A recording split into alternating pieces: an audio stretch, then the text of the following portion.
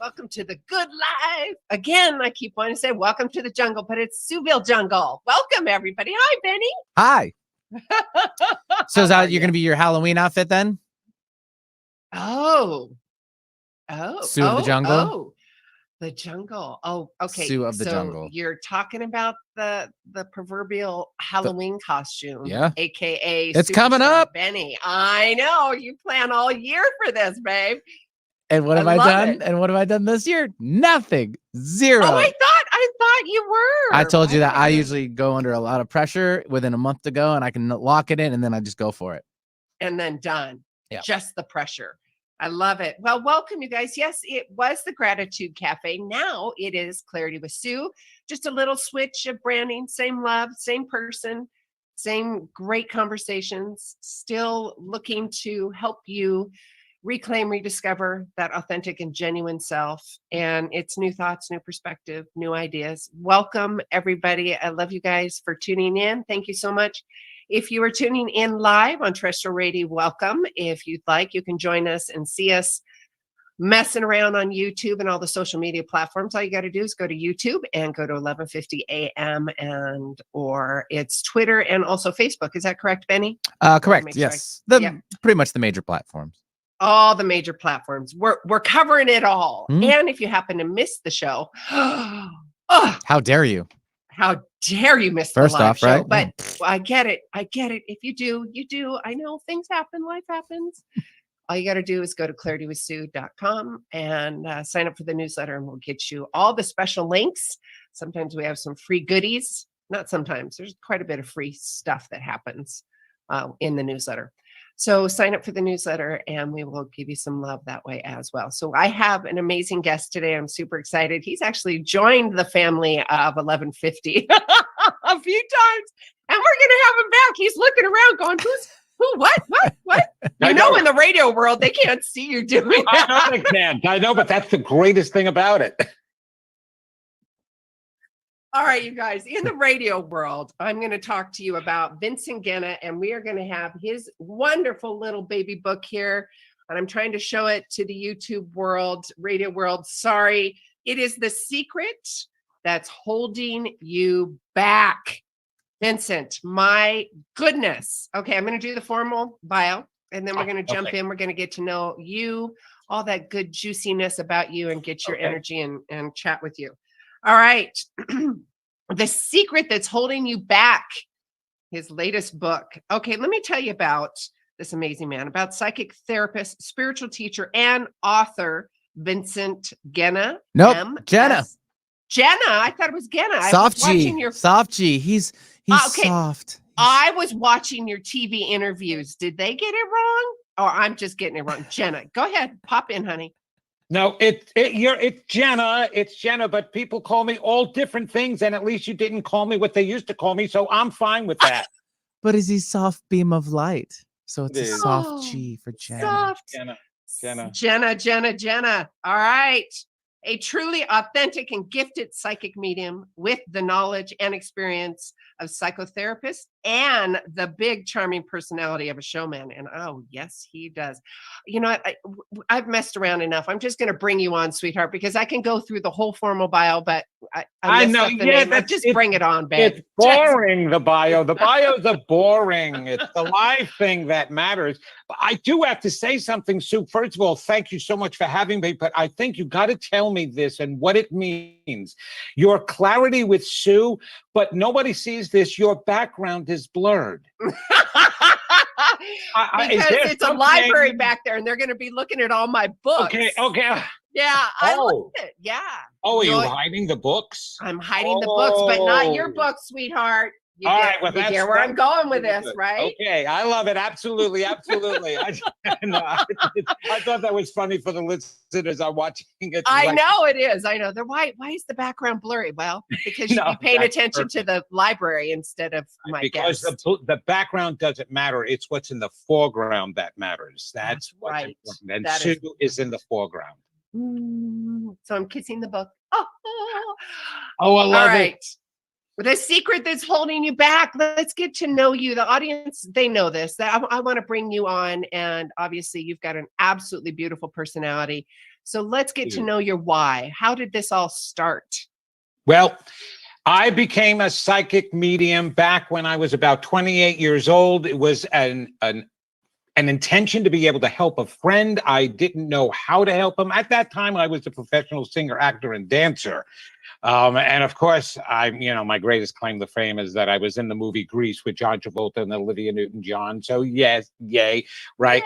So I had no idea on how to counsel or help anybody. You talk with your friends, basically. But I had this one friend who used to be my enemy and my greatest bully in school, and he became my friend at our 10-year high school reunion, believe it or not. And so his life was just, going down in the can. And I just knew it internally. I knew it intuitively. He was not one to share anything with anybody. He would always be the one to tell you when you say, so how are you doing? You get those two people that one, they tell you all the horrible things going on in their lives. And then the other one who bragged like anything. Yeah. Well, he just did nothing but brag. And it was wanting to help him that this ability came to me after I made a begging plea to God to give me some abilities to be able to help him and people like him. So the psychic mediumship opened up inside of me. The book comes from my 40 years of spending time with thousands of people from all over the world. And I also went back to school after I was a psychic medium because I figured if I was getting in the human brain and mind and manipulating and finding out all the dark details, I wanted to make sure that I wasn't hurting anybody and I was doing it right. So I got my BA in psychology, my master's in clinical social work. And so, yes, so that means I'm psychic and psycho. Yeah. I love it. I am both. Yes, legitimately. And so what happened is I was looking at everybody in life and wondering, okay, we are promised the ability to create anything we want, to be able to fulfill our dreams, Sue, right? We're always told that. And we were told that even before Tony Robbins existed, way back when. Go after your dreams. And people naturally did it, but not everybody was achieving them. Matter of fact, the majority of people weren't. They were either hitting blocks. They would only get some success. You mean things were holding them back? Things were holding them back. Exactly. Oh God, I got to take you with me everywhere. Okay. You be there. You'll be like Vanna White and you hold my book in the background and going, this is it. I love it. Right. Exactly. And so I was doing research and study from the moment I became a psychic medium and being in school, studying psychology, I needed to know why so many people were not able to tap into the law of attraction or manifest the way we were promised. And it turns out that what I discovered is that there are natural anomalies that go on in the human brain that actually happen to protect us, but we're unaware of that. And it blocks, those creating abilities. Because if you just think of the psychology of the human brain, fine, its protection is defense mechanisms that Freud came up with, suppression, repression, denial. It pushes the negative out of the way. Yep. But where does it push it? It doesn't push it to your neighbor. It doesn't push it to the safe box that you keep in your house and store away somewhere. It gets pushed down into the recesses of your own mind. Why does that matter? Now you're an adult, so forget what's in the recesses. Well, it's the mind and the body. You don't want that energy stuck in the body either. Diseases, thank you, because right? That is in the book. It's going to come out some way. Because why? Because we're energies. We're spiritual beings having a physical experience. What the heck does that mean? We're energies having a physical experience. And in science that we know, energy manipulates matter. And so we are controlling not only our bodies, but what we wind up attracting in the world as well. And the law of attraction and the force, whatever you want to call it, is connected to the unconscious mind, not the conscious mind. So all that garbage that's in your unconscious mind is what's getting in the way. And I found that out and discovered it with the thousands of people that I work with privately. And thus my book. I needed people to work on the core most important elements of your life to work on. Yes. Okay, wait a minute. Let's put a pin in this because people are like subconscious, conscious. They've heard me talk about, but because I use the analogy, the iceberg effect. Yes, totally. That's so much. Yes. Why don't you unpack that for us? Well, here is the thing about that. The reason why the iceberg model was used to represent the human mind is because in reality, only 2 to 5% of the human mind is in conscious awareness, just like that iceberg, the small piece that's above the surface, which means 95 to 98% of your mind is in unawareness, below the surface. So people, I love it because people always are walking around. I know myself. I know what I like. I know my dislikes. You have no idea who I am. And let me tell you something. It's easier for a psychic to know you than it is for you to know you, because 95 to 98% of your mind, you have no idea what's going on in there. There's all this chatter and stuff and negative stuff, and why it matters. It's like, okay, so now we've got the here and now, pay attention to now, mindfulness, all these new thought, new age practices are making you focus on your conscious 2 to 5%. That is great. That's what you're supposed to do. So that way you don't get through life and wonder, wait, what happened? It's like driving, and you're driving home from work that you've been doing, but you're not doing that anymore if you're working from home.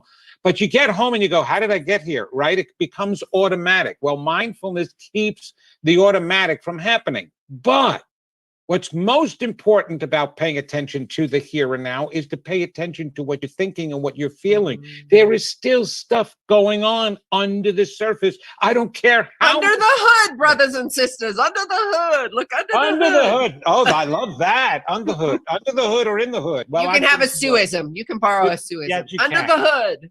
Under the hood. I love, and so much nonsense is going on under the hood. And so you need to bring it all to the surface as manifesting beings that we are in order to heal it all. And it's like the way I like it. It's scary work though. And I say that with an adjective to describe. I don't, and I put a big fat disclaimer because it's just the contrast, right? The whole reason why it's fear, baby, suppressed, okay, is because of how painful and scary it is. Yep. The two highest functions. What, you mean the unknown? No. We got to talk about that. Hold on. Okay. We do not fear the unknown. Hold on to that. We do not fear the unknown. That is a misnomer and misclaimer, but I want to come back to that. Got it. Pinned. Okay. So, well, I'll start with that right now because I totally forgot what I was going to say. Bring it. Okay. The unknown is the question. Okay. All right. This is hysterical that we constantly say the fear of the unknown. All right. Why does a 2-year-old or a 3-year-old toddler who first is learning to walk would walk right in the middle of the street? Why would he do that? What do you think, Sue? He just doesn't know what he doesn't know. He doesn't know he can get hurt. Yeah, doesn't know, but he doesn't know. Okay, so wait. But as adults, though, we've got the that you can get hurt. You can get hurt from the evidence of other people getting hurt. So external environments, right? So we don't fear the unknown. We fear the possibility of the known. We fear what could happen. Put a pin in that. Wait, Vincent, you got to say that again, sweetheart. Okay. We do not fear what we don't know. We fear what we think could happen or has happened. That's what it is. That's what we fear. We fear the known. We fear the past evidence. We fear all of that stuff. Prior to that, we have no fear whatsoever. Humans have to be conditioned into being afraid. Nobody knew when they were coming out of the cave that when they went up to the bear or they went up to that animal and the wolf that they were going to get eaten until the guy got eaten. And the people in the cave are watching that and going, oh my Lord, we're not going out there with those animals, right? So until then, they didn't fear that. So it's not the fear of the unknown. Okay, so we talked about the fear of the unknown and also based on the circumstances of our past and also trying to control the future, correct? It is. It's more about the circumstances of our past. So now I remember the point that I was getting. You were talking about the difficult work it is and why it's so hard to go down in there. And I'll tell you why. It's actually easier to become the president of the United States. Well, that's really easy. Okay. It's easier to become a CEO of a company than it is to do this work. And I'll tell you why. When I became a psychotherapist, one of the things that they taught the therapists and all the counselors is that, you know, it's really difficult for clients to come and get therapy. And that's why so many of them don't go. And when we study the reasons why, it turns out because people are deadly afraid to find out that their deepest fears about themselves are true. Now, let's refer to my book a minute. I divided the brain into the natural brain that Freud divided it into was now the conscious, the subconscious, and the unconscious mind.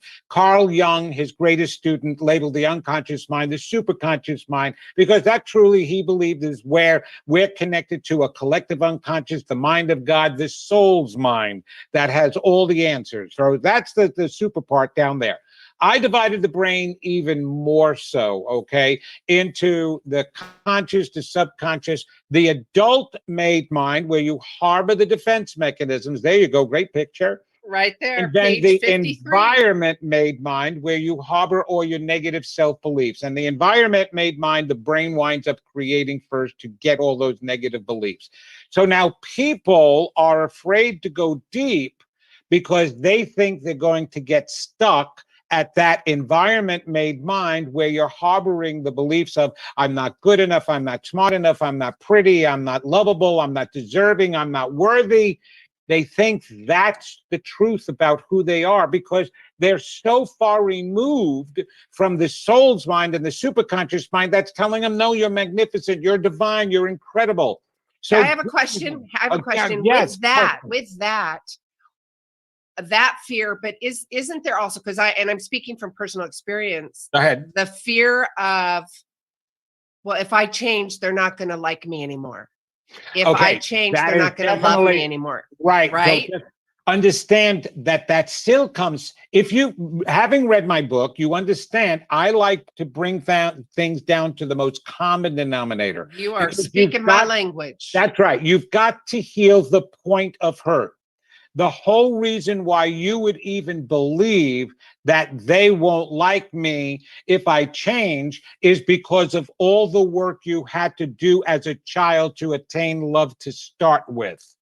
Okay. Audience, did you hear that? It's all based on a fear from the past or unresolved, I can say issues as a big umbrella. Well, unresolved emotions. It's the fear of belief. Really, we only have a few negative self-beliefs, and actually only one when you bring it straight down to the common denominator. So the belief of I'm not good enough, or I'm not smart enough, or I'm not worthy enough still brings us down to the most common denominator, which means and translates to I'm not lovable.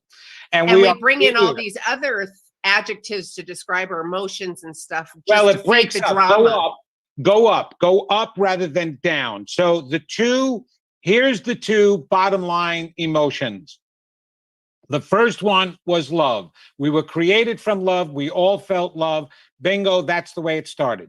The moment we separated from our highest source, God, whatever you want to call it, our greatest being, who we are, there was fear. Mm-hmm. It's now love and fear. The fear that I'm not lovable, okay? Now, every negative emotion that we feel today has evolved from the feeling of fear. Every positive emotion that we experience today has evolved from the feeling of love. So that's how so it's not a matter of that we brought it in, it actually evolved upward. It evolved outward and upward from those two common emotions. And so when you say that I have the fear of changing because people may not like me, you're absolutely right. You're absolutely right. And by the way, that is also a fear that's stated in the Bible by Jesus. And that's one of the spiritual leaders. And we could go. One of the spiritual leaders, yes. And it's universal to me. The audience knows it could be absolutely. It could be, and they know I say it could be purple chopsticks, my loves. If that's where it's going to be for source for you, have at it. But the thing is that why was it written? We have Why to was think it about written? why That's the things were written that were pointed out that way for any spiritual leader. And it's not even religious. It doesn't even have, we turned it into a religion by why things were written, were kind of try to get us messages that came across. And he had fears himself that we don't look at. We totally translate a total different way. He had the fear of change, which was one of the really the true meaning of the temptations he had from the devil. It was his devils. It was his inner demons before he went on to help people, right? And Right. Gandhi had the same thing. Martin Luther King had the same fears. Junior, he had all these initial fears because the story was so early on that we feared that we weren't going to be good enough. We weren't going to be lovable. And so therefore, if I do my work and I do it like this, well, think of what you have to do when you were growing up at home. And you were told, clean your room. You got to clean your room. You got to do good in school. There was all of these expectations on you, which is normal. But then as you're growing up as a child, wouldn't you be thinking, well, I get positive attention when I'm doing the right things. I get negative attention when I'm not doing the right things. So that must mean I got to do all these right things. I got to make sure. Well, wait a minute. There's a contrast. You get more attention when you're doing the wrong things because somebody's Well, yelling at you get negative attention. Negative attention. You get negative attention. And Yeah. sometimes if you get no attention at all, that is the reason why children would do negative things, because negative attention to them is just as important as positive if they don't get positive. So yes. And we do that as humans now, as adults. As adults, we still do the same thing too. Adults. Adults. I love Wait, it. Adults, right? As Adults. Yeah. Oh, okay. For a second, I thought I heard you say adults, but that's all right. No, all right. Oh, It's a play funny. on words. Well, let me tell you something. According to the way the adults are living today and acting today, they can be adults. I don't know. I think we just made up a new word. It's all we did. It's beautiful. Well, you know what, Benny, why don't we take a quick commercial break? We're still going to be live on YouTube. For those of you who are watching us live, hi, nice to see you. For those of us joining us on the radio world, we're going to take about a 3-minute break and we'll be right back. This is Sue with Clarity with Sue. Cool. All clear, you two? All right. I got a cough. So Vincent, you go. Go ahead. No, you coughed. No, this is truly what you brought up about it being very difficult work. It is, which is why people want to and do avoid it, because again, it's a defense mechanism, because anything that makes them feel bad, their brain is going to convince them and give them a reason why not to have to work on it. I get people all the time and clients all the time. Oh, I've done all of this work already. And I'm like, no, you haven't. If you have not attracted or manifested in your life what you want, then you have not done the work you think.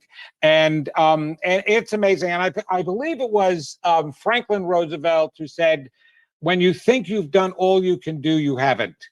And that is so true, because there is always so much more to do. But this is the most beneficial work. And what I like about this is it's like going to the gym and exercising. We know we have to exercise, whatever we do. Right. And so some guys, and girls and women, they like working on their individual muscle parts. They work on the upper body, the lower body. A lot of people do the aerobics too at the same time. But the one thing they always tell you need to work on, no matter what else you work on physically, is what? Your core. Your core. Core. When you were talking physically, yes, you got to work on the mind too. Okay. You're absolutely right. But that was a trick question anyway. I'm sorry. But it's good. Core, I love the analogy. Right? Yeah. The core you have to work on in order to pull everything else together. And it's so funny because the core in a human being are the weakest muscles. They're the smallest muscles, yet they hold together our entire support system down on the bottom. It allows us to get through life and momentum, right? And it holds up the upper body, yet it's the weakest part of us. And so the way I liken this book is no matter what you want to work on, no matter what you want to achieve, you still have to work on the core. You've got to work on those bottom line issues that are within you, that core, your core beliefs, not your conscious beliefs, because that's in the upper mind, that's in the 2% of your mind. It's the core beliefs that are all the way down in the unconscious recesses. And when you do that, Then you're going to pull everything together and make everything work that Yep. you attempt. You guys ready to come back in too? Yes, we Oh, we are. are. Thank you, Vincent. Yeah, That's stand by. beautiful. I will survive. Hey, hey. I will survive. I love Love it. the music. I love what Benny picks out all the time. He's I great. do He's too. great. It's Aw, so thank you. good. Thank you. I love it too. We love Benny big time. All right. The Ah. secret that's holding you back. Say that to yourself. I mean, ask the question. So, and Vincent, when I'm educating and the audience as well, when I'm doing my gigs and stuff, there could be affirmations, there could be book titles. I always encourage, ask, lovely, gently push them towards what is holding you back? Like if it's an affirmation, it's not just an affirmation. You know, you were talking about the core values, the core essence of who you are, some of my language as well. If there's an affirmation, a book title, and it really resonates with you, ask the question if that's how you truly and authentically, genuinely want to show up and be, right? So with yours, asking the question, what is holding you back? Guess what? The answers are right here in Vincent's little gem of a book, right? Thank you. That's great. Yes. I do what I do specifically in the book is first I tell in the first few chapters, I give some stories of some client readings that I had. Which is important because it sets the foundation, right? Yeah. Well, yes, I wanted to do that so that people begin to understand the different areas of their lives that they could have maladaptive negative self-beliefs about.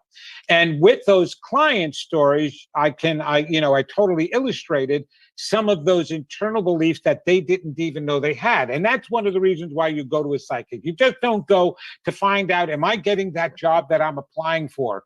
In actuality, when you come to me, I'm going to be telling you not just about the job that you're applying for if you're going to get it, but why aren't you getting the job that you really deserve? Why aren't you going after your dream? Why are your finances still in trouble? Why is your health so bad? Because when you get to the core, again, of what's causing the problem and what's getting in the way and what's holding you back, then you eliminate that, then there's nothing holding you back. And at the very bottom of the book on the back, what do I say? I say, become unstoppable. What's holding you back? Nothing, because you can become unstoppable once you remove those blocks, once you understand what is getting in your way and holding you back. Oh, Vincent, you're speaking my language. You really are. And I've got to advocate for the audience. I'm sure you've heard this too. You don't know what you don't know. And they're in the rabbit hole and spinning out. They just don't have the capacity to know, to understand that there is even something going on. Oh, no, that's too much work. Or no, they just don't have those glasses on. They just don't have that capacity. They don't know. Yet. They don't. Well, don't like know. I said, Sue, it's because of what the brain is doing. Yes. If the two highest functions, one to keep us alive, two to protect us in order to keep us alive. Okay, so it's the protective part of the brain is another word we use for two words: coping skills. Coping. Yep. A coping mechanism. And we have those coping mechanisms and those protective mechanisms. We know physically what it does, like that fight and flight syndrome type of stuff, where the brain kicks into gear when it's trying to protect you and get your butt out of there when the animal is chasing you or some danger is coming along. Right? Get out of there. That's a protective mechanism. Even a fever is a protective mechanism. Your body purposely raises, your brain, purposely raises your body temperature to make it an unlivable environment for the bacteria, the virus that's inside of you. So that's why you have fevers. And fighters. So what will it do when you have emotional pains? Well, it has to protect you from it. Now, you can tell the people that don't have these strong coping or defensive mechanisms working, or as in my book, I say strong adult-made mind beliefs, because those are the people that are walking around with some kind of mental pathology, depression, anxiety, panic disorder, any of that stuff means means that their coping skill levels were down and weakened in some way. As a psychotherapist, what did we used to do? We actually used to build up cognitive behavioral therapy and different types of modalities like that, help to build up and reinforce the coping skills. But here is the problem with that. That's all well and good if you just want to survive.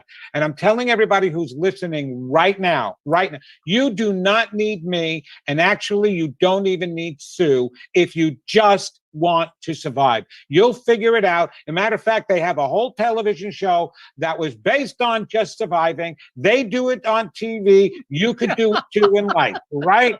Whether you're in a loincloth or whether you're homeless, it doesn't. Homeless people survive. They're out there begging, they're making money. But if you want to thrive, if you want to believe that there's more to life than that we deserve more than that we're more than physical beings, anything that makes you want to believe you deserve more, should have more, could have more, can have more, are more, then you need to understand the philosophies and the methodologies and the things that are happening that keep you from having more. And that's why it is so difficult walking around today. Sue, you look at life, just take locally, just anywhere you live in the country or the world right now, okay? Just look around you locally and see what's going on and the stress that is going on. It is so difficult for people today, Sue, to believe that there is any more than this. Yep. Right? This is all this struggle, all this hate, all this crime, all this disaster, natural disaster. That how do you walk around then and keep and you're walking and nothing is going to bother you? You can't walk Vincent, around that's not realistic. No, it's either. not, and it's not. And even let me tell you something. I love the Dalai Lama. He's absolutely magnificent. But do you know that he was able to develop those spiritual beliefs by being on top of a mountain in the Andes, secluded from everything? Yes, his country had attacked, but he was always in his temple and up there. And it's so much easier with all the monks and all those people around you to develop those spiritual abilities. Do not look at your spiritual leaders today and think, well, I can't be that way. I can't be like him. I didn't have an experience. I get it. You're in the middle of the garbage. You're in the middle of the negative. And I'm still telling you that you can change your life. Because guess what? I was in the middle of the negative. Okay. I was in the I'm with you. middle of the negative right there. We're still doing it, right? We're in the work and we're still unpacking. I was walking the talk. Completely abused until I was 17 years old by the kids in school, my parents at home. And that included not just emotional, it included physical abuse, and it included sexual abuse as well. So I know until today, after doing this work, I still hear little Vincent wanting to say, you're not good enough. You're not going to get anything you want. So I understand the work, but let me tell you the difference between me and most other people. I hear that voice out loud, which means I can then control it. Right there. Wait, Vincent, we got to tell the audience right there. That was a really good superpower, because what he's doing is he's staying in that state of awareness. That voice, he has that awareness. And you guys have heard me talk about that's number one. You've got to have the awareness, the drunk monkey or whatever's coming up for you, the worthiness, the lack of, all of that. That's really that inner voice. And it actually, I simplify it, Sue, by saying it's really your child, it's your inner child's mind. Beautiful. Because if we really think about it, that's where most of the damage occurred. We only compounded as adult because what we're attracting in. So bad relationships, you're not creating new bad self-beliefs. You're compounding old ones, because the whole reason why you attracted the bad relationship to start with is because of the way you believe about yourself as being unlovable. And then you've got all these chemical reactions and dramas and all this stuff. Absolutely. Let's go to habits and the practice, because the audience knows, and I've heard you speak to this, because this is really important. When that voice from the past, when that voice of fear, when that voice of your inner child comes up, you have to have a practice that's already in place, right? To change that habituation to That's the reason why I put them in my book. First of all, I do want to say, Sue, you want that voice to come up. Do not suppress it. Thank you. Do not push it under, because And in my book, I also leave 5 reasons why we become ill. And the first one is unresolved, suppressed negative emotions will come out in some form of biological disaster on your body, be it a cancer, be it a disease of any kind, be it pain, fibromyalgia. I don't care what you get, even an automobile accident. If you are feeling negative about yourself, you can absolutely set up a negative vibration around you, and Don't do that. Don't do that, audience. you can find that hole that you can step in, that proverbial hole. Remember, you know those negative people. You hear them, "Oh, RAS. everything Yeah. I touch and wherever I go, yeah, I'm going to find the hole and break my leg, or something disastrous is going." And you always tell them, "Well, stop thinking that way because you're going to cause it." But this is true because It's true. Yeah, do stop cause the it. Eeyore syndrome. Okay, So let's you do want to feel that. You do want that coming up. And then the next thing you want to do is grab hold of it and take control of it. So when I hear little Vincent, I hear him turn around because like, for example, if I'm going to be on this show, oh, it's not going to go well. You're not going to, nobody's going to like you. And I go, stop. I have to be aware. This is where mindfulness is important. Stop. All right, I just heard you say something negative to me. And then I have to replace that negative thought. No, you have the 3 R's, don't you? That's one of my exercises is the 3 R's. Replace. Tell me what the other ones are. Do you? I don't. No, I can't. know what they Replace, are. rehearse. No, No, it's review. Review. replace, and reinforce. Right. That's it. We forgot the first one. Review, replace, and reinforce. So review, this is before the voice comes up. We talked about when the voice comes up. So you can go to the second 2 then. So you take the negative as we hear it and replace it with a positive. No, that is not true, Vincent. You know that you've done, how many of these interviews have you done? And you've done so well on it. People really like you, honey. You're really good, and you don't have to worry about it. Just be yourself. Everybody is going to love you. Then you reinforce by constantly bringing up, whether it be continuously that day or the next day. Look what happened today. You did so well today. How great.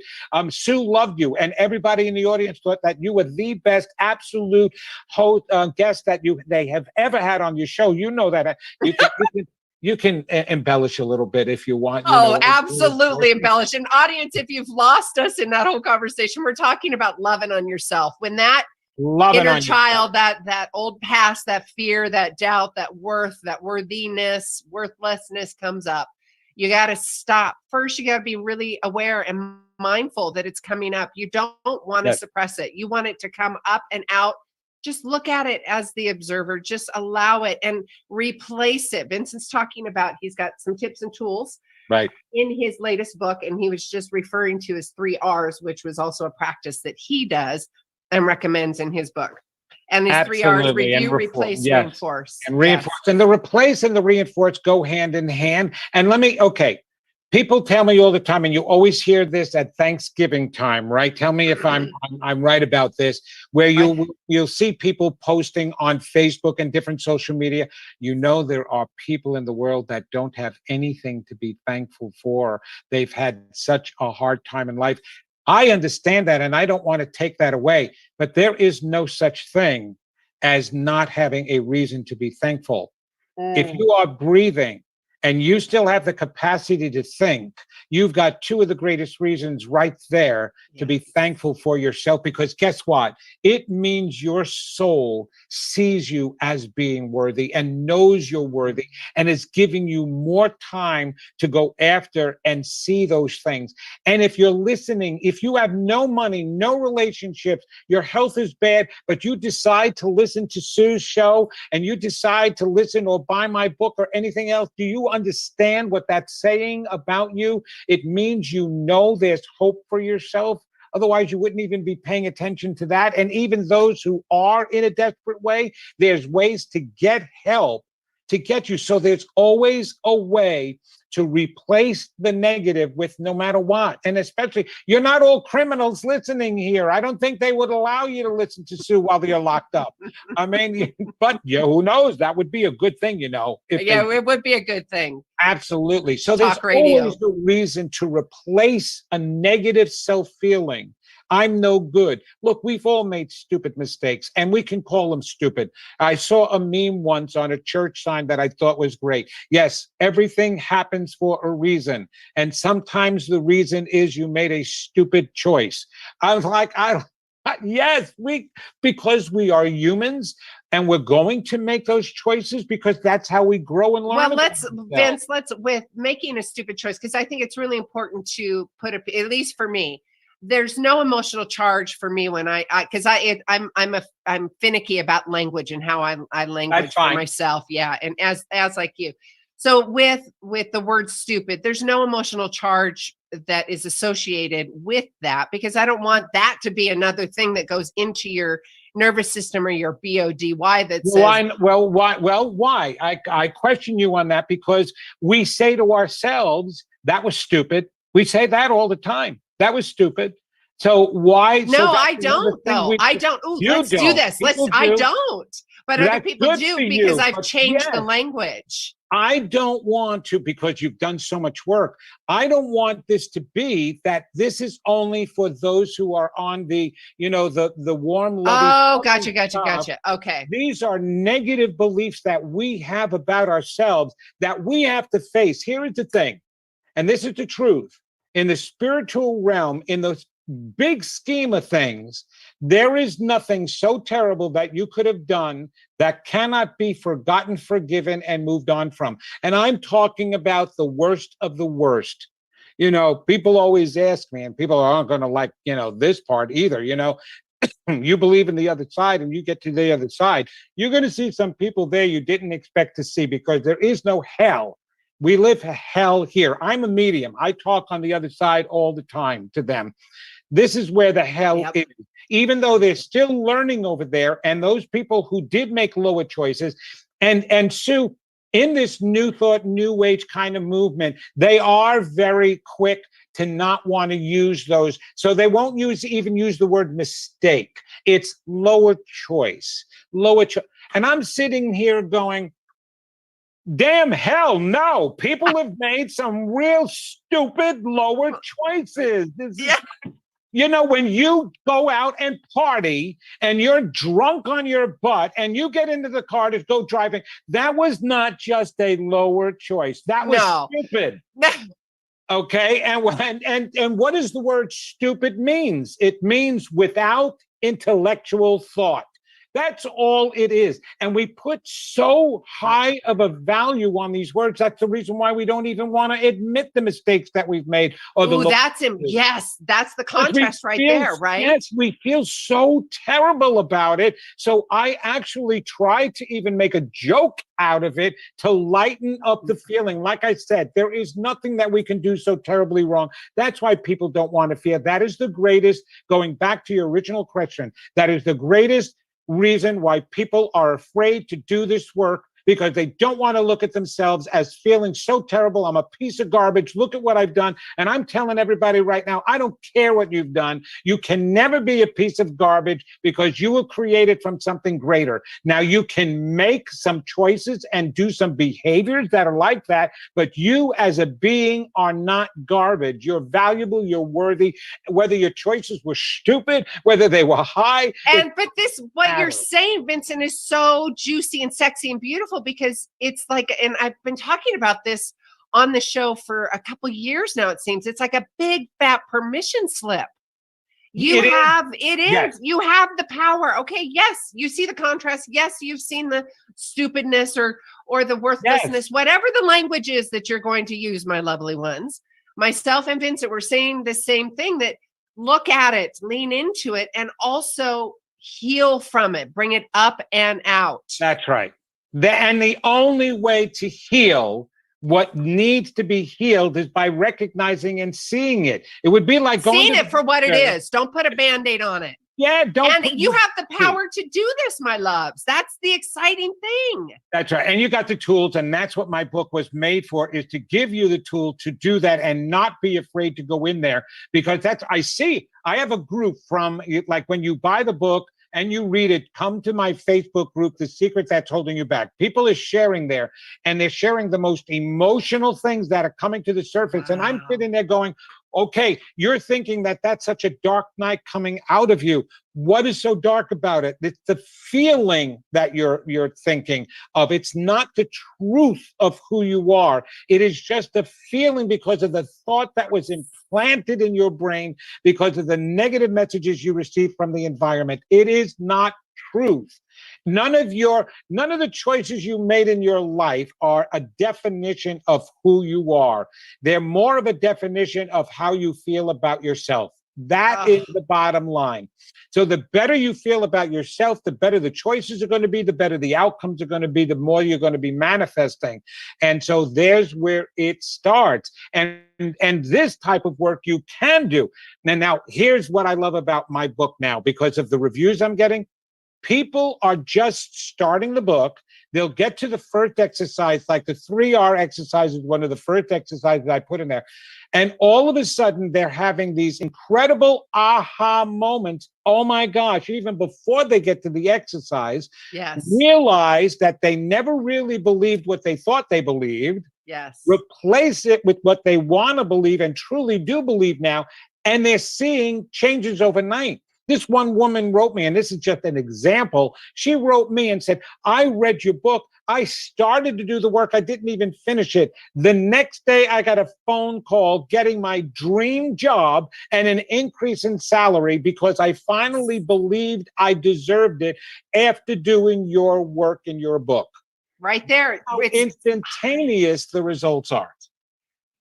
And it is such a profound release of energy when you do that, because you're audience for the radio, you can't see us, but we're both just hallelujah, brothers and sisters, hallelujah. I mean, it is, because of course she had that immediate. I know. Well, are we allowed to say the word orgasm on your radio show? Yes. Okay, just bring on the body orgasm, heart orgasm. Benny, did you just yes, the juicy stuff? No, you're good on that one. It's a medical term. You're good. Yeah, all right, listen to me. This is hard pressed for people. Okay.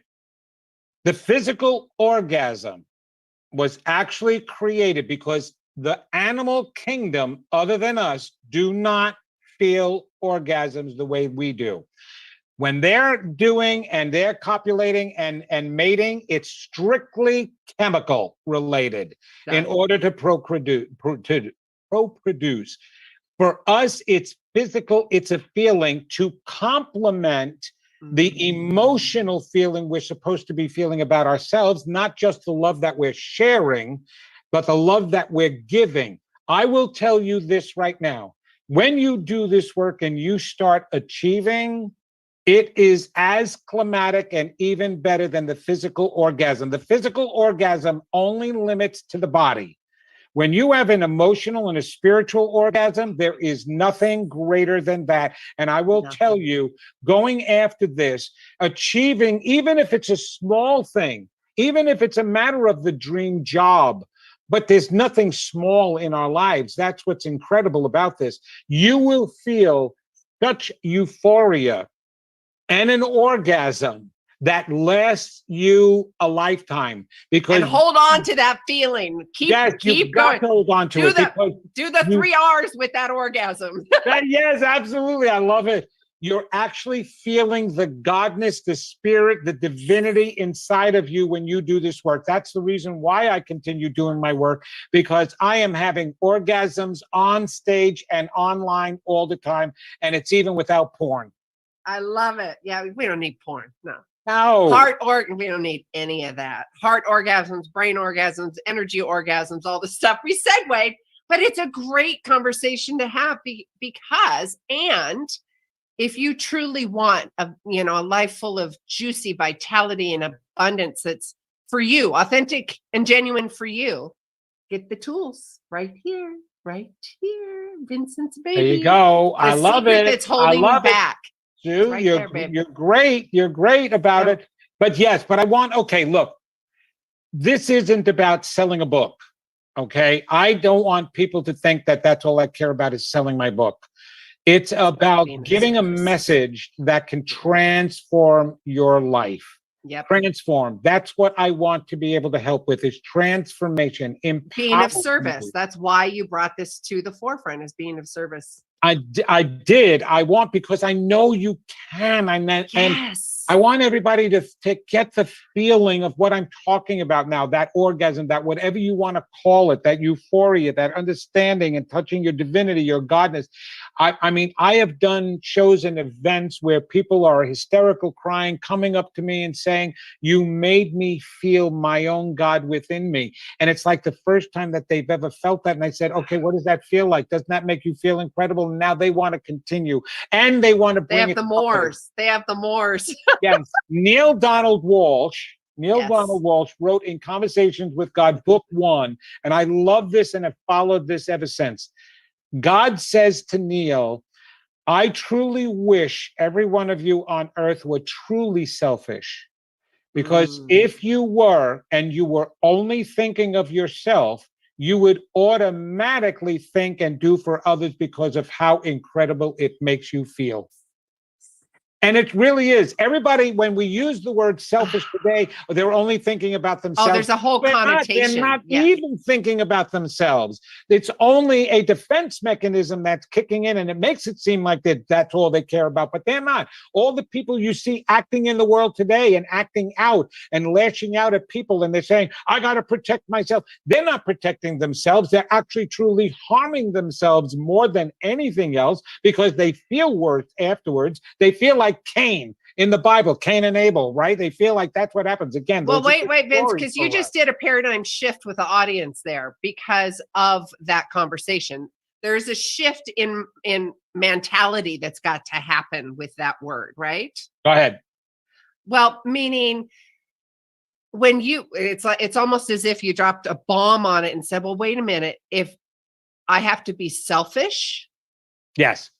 I You have have wait, to wait. be completely Because you know selfish. us as society, it's got selfishness has such a negative connotation. Exactly, but it is not the true word. Exactly. There was a theorist and a psychologist, and I forgot his name because I learned this so long ago, like 40 years ago, that there is no such thing as a selfless act. There can't be. There is no such thing. Everything that we do, and what I really want people to get over too. Oh God. Okay. We can keep going for another All right, hour. listen, Sue. Okay, this is where I have a real hard time with. Okay. When we think we're here to do service because of a higher force, that it has nothing to do with us. We're only here to, as a matter of fact, there is a religion, even Buddhism does focus on the idea of you're here to do service. No, you are not. Okay, now Benny, that just threw off his red spikes were going like this. Oh, he's used to it with me. By the way, it's Dr. Bill Crawford, by the way, I believe is who you're speaking about. Oh, thank you. Yeah. Wow, Thank you, Benny. that is good for you. Boom. Yeah, you just typed it up for us. Absolutely. We've just got a couple minutes, sweetheart. All right, here it is. You are here for you and you alone to experience your greatness. And when you do that, you then want to experience unity, which is right in line with the next step. And unity is with your brothers and sisters here. You will bring it out. You will help them. You will do everything that they might need, you will need, because that's who you are. And that's who we are as divine beings. So yes, here's a suism for you, Vince. Others. Here's a suism. I say this so much because it encapsulates exactly what you're saying. Loving me is loving you is loving us. That's it. It's totally, because we're all one. So let's start doing that. But you've got to start with, what did your first word? Loving me. Loving me, baby. Loving me. Loving me is loving you is loving us. Right? Oh, that is beautiful. Right? Suism, honey. Wow. You know, we just went through the 60s just now, and we did it without any dope. Right? Love it. We just I want another hour with you, sweetheart. This has been amazing. I know, I love you too, Sue. Such a blessing. All right, you guys, we're going to wrap it up for today. If you want to get a copy of the show, which you should, you want to give us a 6, 8, 10-star rating, SoundCloud, iTunes, you should. Let me know what you think. Ask any questions, and I can answer them. Of course, I can send them over to Vince if you'd like.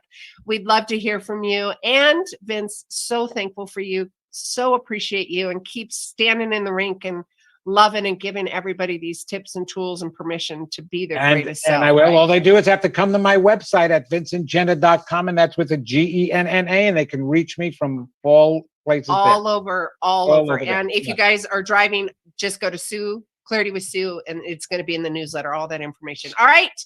Until next time, each of you are a gift. Get out there and share yourself with the world.